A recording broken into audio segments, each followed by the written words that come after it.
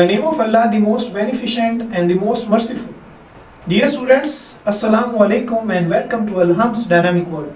Students, our today's topic is causative verbs. So first of all, what is the definition of causative verbs, or what are causative verbs? In English, verbs like let, make, have, get and help are called causative verbs because they cause someone else to do work or to make some activity. तो ये ऐसे verbs हैं जो अपने agent से, ये खुद काम नहीं करते बल्कि अपने एजेंट से काम करवाते हैं, वजह बनते हैं कि कोई दूसरा काम करे. They cause something or someone else to perform activity or to do a work. So these verbs are called causative verbs क्योंकि ये खुद कुछ नहीं करते, अपने एजेंट से किसी दूसरे से काम करवाते हैं. आप ऐसे समझ लें कि दूसरे को वजह बनते हैं कि वो काम करे, वो एक्टिविटी परफॉर्म करे. पॉजिटिव वर्ब्स होते कौन कौन से हैं? Let, make, get, have and help are called positive verbs in English. Let's study them one by one. So dear students, let's see how can we use causative verbs in English sentences. Students, first पहला causative verb है let. Important है topic causative verb का. Dear students, गौर से सुनिएगा, note कीजिएगा, important points हैं. सबसे पहला causative verb है let. अब let के बारे में जो important formulas, important points जो हमने याद रखने हैं वो ये है कि सब्जेक्ट लेट को कहाँ यूज करना है. सबसे पहले आएगा सब्जेक्ट, फिर हेल्पिंग वर्ब अगर जरूरी है, अकॉर्डिंग टू टेंस अगर जरूरी है तो लगेगा, उसके बाद लेट लगाएंगे. ठीक है, फर्स्ट फॉर्म, सेकंड फॉर्म या अकॉर्डिंग टू टेंस. और लेट के बाद जब वर्ब आएगा तो वो हमेशा बेयर इन्फिनिटिव फॉर्म में होगा. ये स्टूडेंट्स, हमने ये देखना है कि लेट के बाद वर्ब आएगा तो वो बेयर इन्फिनिटिव होगा, यानी टू के बगैर फर्स्ट फॉर्म होगी, बेस फॉर्म होगी. या फिर अगर लेट के बाद कोई प्रोनाउन आता है तो वो हमेशा ऑब्जेक्टिव केस में होगा. So we have to remember 2 points about the use of let. अगर लेट के बाद हम वर्ब यूज करेंगे तो बेस फॉर्म यानी बेयर इन्फिनिटिव टू के बगैर फर्स्ट फॉर्म होगी, और जब हम लेट के बाद प्रोनाउन यूज करेंगे तो वो हमेशा ऑब्जेक्टिव केस में होगा. दोनों की एग्जांपल को देखते हैं. Let me and her, let के बाद प्रोनाउन है मी, चाहे एक आए, चाहे 2 आए, चाहे 10 आए. लेट के बाद जितने भी प्रोनाउंस आएंगे उस लेट वाली फ्रेज में या क्लॉज में वो सारे ही ऑब्जेक्टिव केस में होंगे. Late me and her play badminton, तो लेट मी एंड हर दोनों प्रोनाउन हो गए ऑब्जेक्टिव केस में. आगे वर्ब लगा प्ले, तो आप देख सकते हैं प्ले बेयर इन्फिनिटिव है, बेस फॉर्म है, इसके साथ एस भी नहीं लगा, आईएनजी फॉर्म भी नहीं लगी, सेकंड भी नहीं है, इससे पहले टू भी नहीं है, तो सिंपल ये बेस फॉर्म है. इसी तरह सेकंड एग्जांपल है let me handle this thing by myself. Let me, let के बाद ऑब्जेक्टिव केस मी, उसके बाद हैंडल वर्ब, तो बेयर इन्फिनिटिव बेस फॉर्म में आया.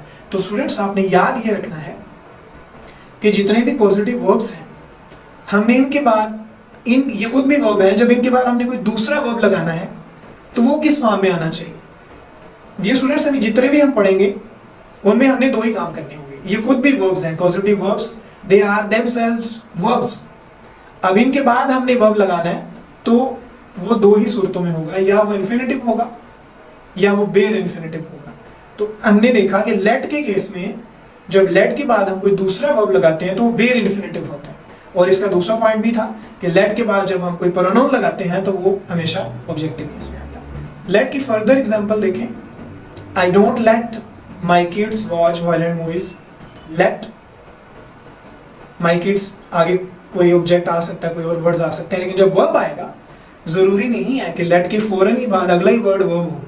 लेट के बाद दूसरे वर्ड्स आ सकते हैं, ऑब्जेक्ट आ सकता है, उसके बाद जब भी वर्ब आएगा तो वो हमेशा बेयर इन्फिनिटिव यानी बेस फॉर्म में होगा. और लेट को आप अकॉर्डिंग टू टेंस यूज कर सकते हैं. I don't let, let itself first form है, सेकंड फॉर्म भी लेट होती है, तो लेट से पहले डू नॉट लगाया आई के साथ, तो आप किसी भी तरह यूज कर सकते हैं. आई एम नॉट लेटिंग ऐसे भी हो सकता है, आई हैव नॉट लेट, आप इनको किसी भी टेंस में यूज कर सकते हैं. लेट लगेगा अकॉर्डिंग टू टेंस, लेकिन लेट के बाद वाला जो वर्ब है वो हमेशा base form bare infinitive form में होगा.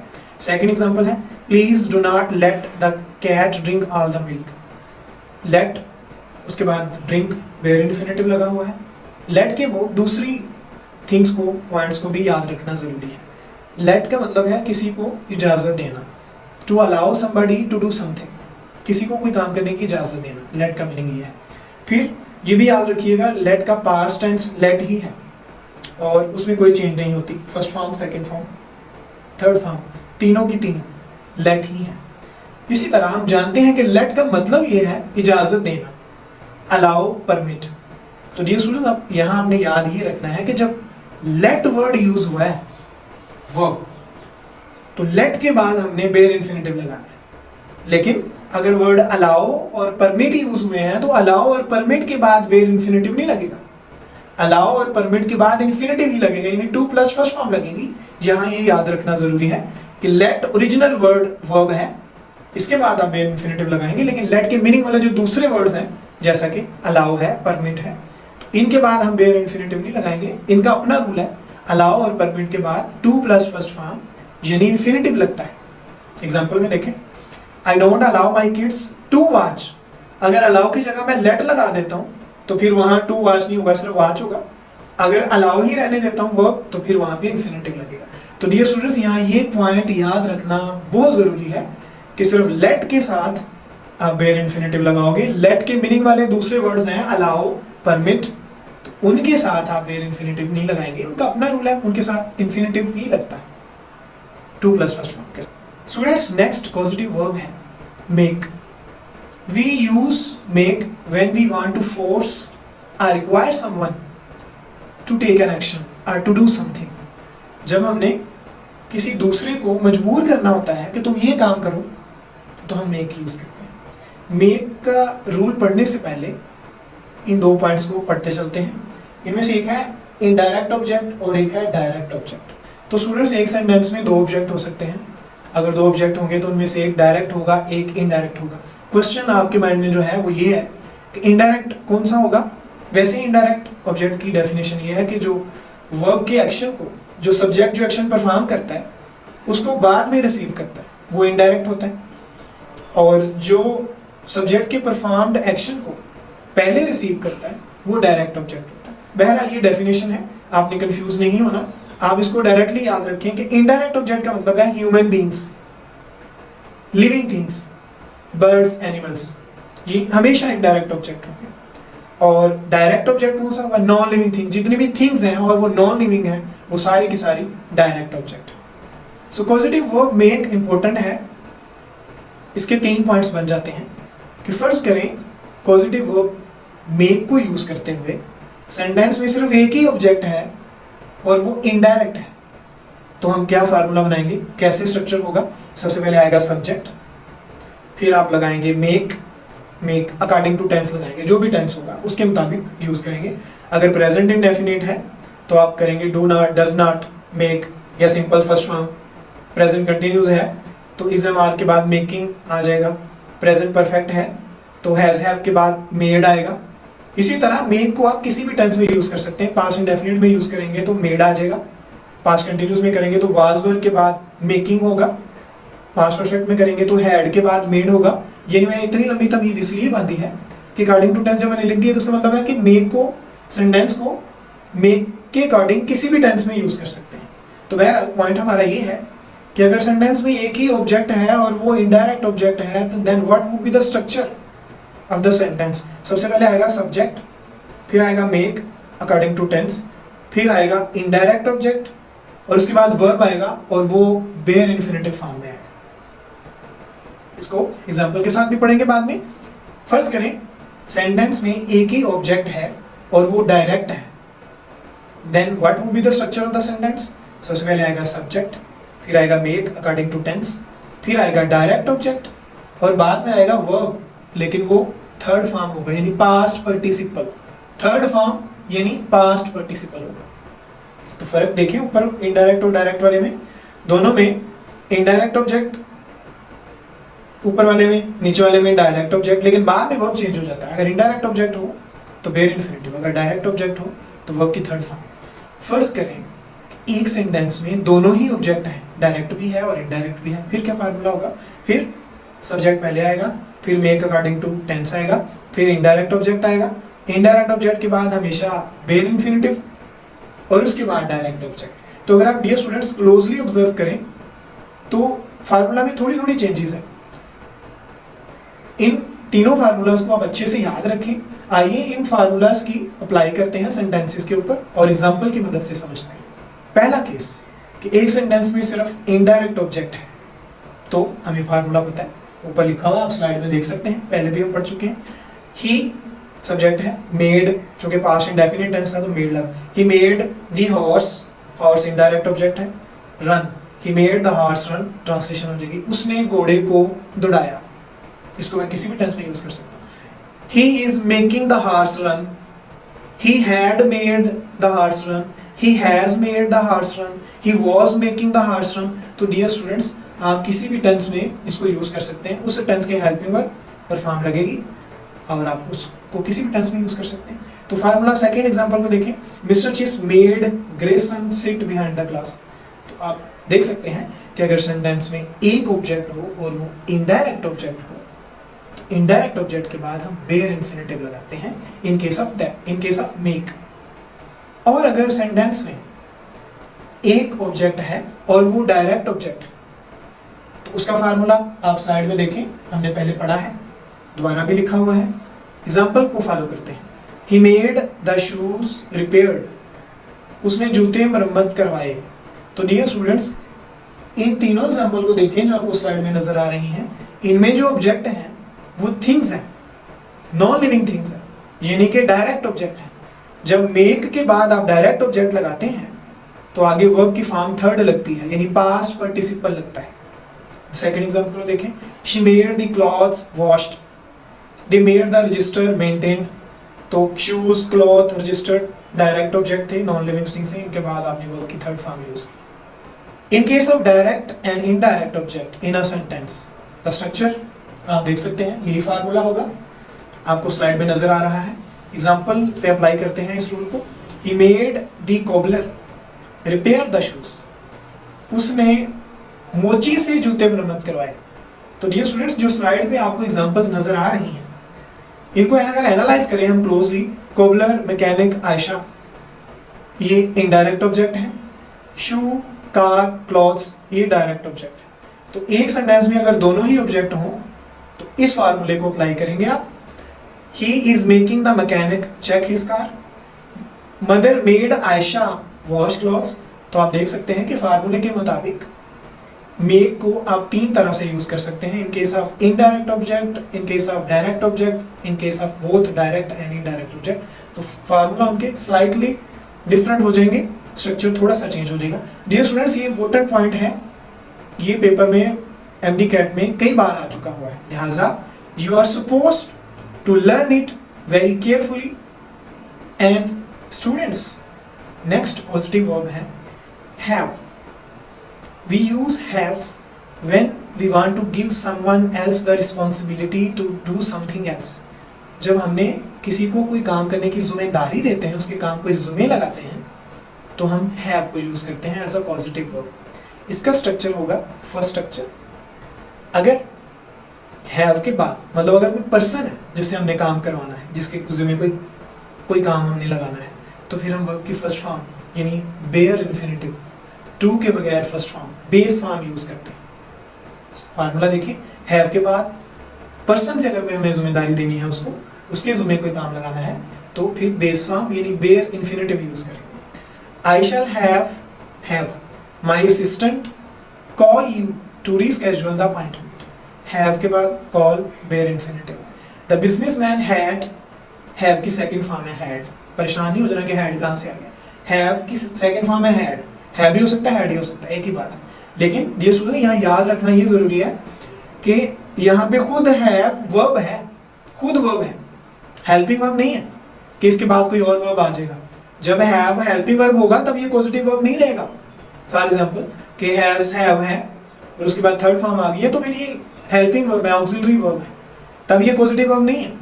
हम ये बात कर रहे हैं जब have itself is a verb और वो पॉजिटिव वर्ब है, और हैव वर्ब है, उसकी तीनों फॉर्म्स होती हैं। हैज है फर्स्ट फॉर्म है, सेकंड फॉर्म है हैड, थर्ड फॉर्म भी हैड।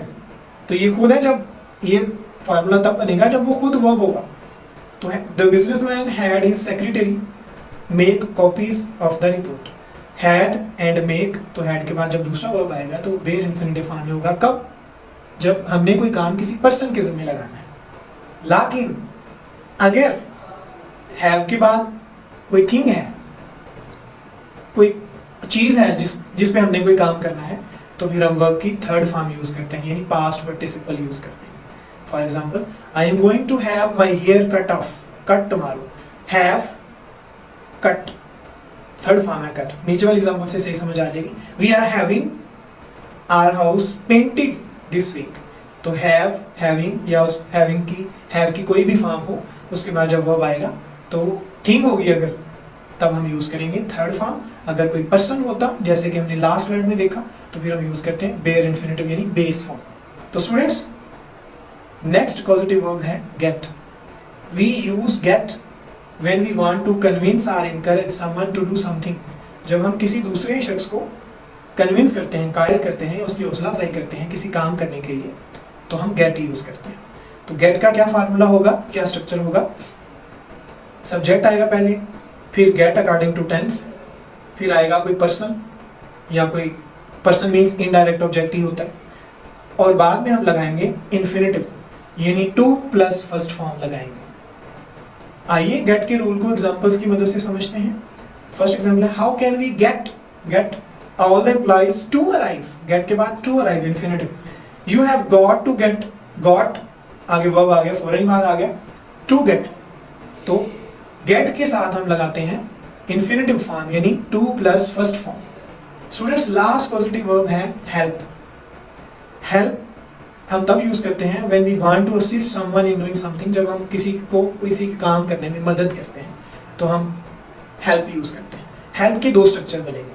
हेल्प के साथ, हेल्प के बाद पर्सन है, सब्जेक्ट ऑब्जेक्ट है, डायरेक्ट ऑब्जेक्ट या इनडायरेक्ट ऑब्जेक्ट, तो केसेस बनते हैं दो। हेल्प के बाद हम बेयर इन्फिनिटिव भी यूज कर सकते हैं यानी टू के बगैर फर्स्ट फॉर्म, और हेल्प के बाद हम इन्फिनिटिव भी यूज कर सकते हैं यानी टू प्लस फर्स्ट फॉर्म। दोनों ही स्ट्रक्चर पॉसिबल है। तो आइए इनको एग्जांपल्स में अप्लाई करते हैं। He help me carry the boxes. Help के बाद कैरी बेयर इन्फिनिटिव है, ये भी पॉसिबल है। He help me to carry the boxes, तो हेल्प के बाद बेयर इन्फिनिटिव भी पॉसिबल है, बेयर इन्फिनिटिव भी पॉसिबल है। नेक्स्ट एग्जांपल है, reading before bed helps me relax.